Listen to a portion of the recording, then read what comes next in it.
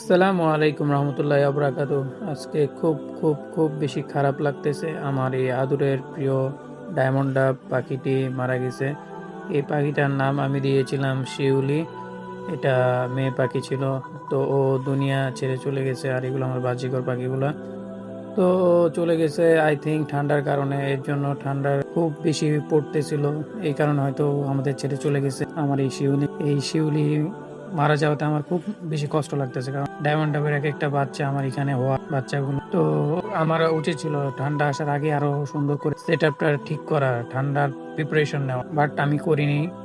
এই জন্য চলে গেল। এই যে শিউলি ফুল দেখতেছেন, এটি হচ্ছে এই শিউলি ফুল তলায় কবর দিব আর কি, এই ডায়মন্ড পাখির বাচ্চাটাকে।